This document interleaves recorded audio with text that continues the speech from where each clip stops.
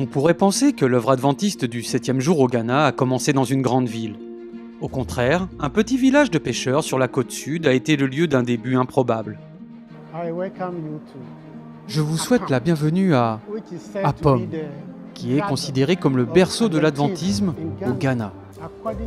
Selon l'histoire, un certain Dolphin a ramassé un tract sur la côte en 1888. Dolphin était le nom d'un commerçant local qui vivait à Apam. À l'époque, aucun adventiste ne vivait dans la région. Un jour, alors qu'il était en train de pêcher, il vit flotter une brochure. Et cet homme, pour satisfaire sa curiosité, a pris cette petite brochure. Et en la lisant, il a découvert la vérité biblique sur le sabbat. En 1891, 33 croyants avaient accepté de respecter le sabbat à Apam. L'église a continué à grandir et s'est rapidement développée dans tout le Ghana. Aujourd'hui, une statue représentant la main de Dolphin tenant la célèbre brochure commémore l'origine de l'église adventiste au Ghana. Ce qui est important, le début de l'évangile nous a permis de commencer par un tract sur la côte d'Apam. Et maintenant, nous avons des églises dans tout le Ghana. Au cours des 150 années qui ont suivi la découverte de Dolphin, l'église adventiste s'est développée et est devenue très respectée dans tout le pays. Aujourd'hui, le Ghana compte le plus grand nombre de membres adventistes de la division de l'Afrique occidentale et centrale.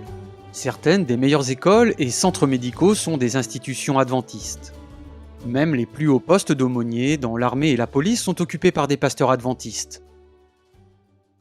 Mais il y a encore des régions difficiles à atteindre.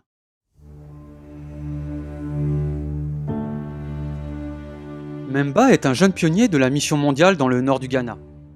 Il s'efforce de créer de nouveaux groupes de croyants dans des communautés qui n'ont pas d'antécédents chrétiens. Parmi ses nombreuses activités de sensibilisation, il est devenu enseignant bénévole afin de pouvoir toucher les étudiants qui ne sont pas d'origine chrétienne. L'église adventiste se développe au Ghana, mais à un rythme lent dans la région du Nord.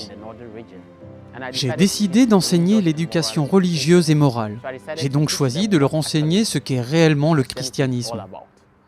À l'heure où je vous parle, chaque sabbat, environ 35 élèves fréquentent l'église. 10 d'entre eux m'ont assuré qu'ils allaient choisir un lycée dont l'éducation est celle qu'offrent les adventistes du 7e jour. Le travail des pionniers de la mission globale comme Memba est essentiel pour toucher les populations des communautés non encore atteintes au Ghana et dans toute l'Afrique de l'Ouest. Il y a beaucoup de personnes au Ghana qui n'ont pas entendu la bonne nouvelle. Et avec le soutien des pionniers de la mission globale et de leurs projets, les gens vont s'habituer à entendre le message. Ils entendront la bonne nouvelle et cela change des vies. Plusieurs témoignent de notre Dieu et cela se fait par l'intermédiaire des pionniers de Global Mission. Merci de prier pour le Ghana et la division de l'Afrique occidentale et centrale.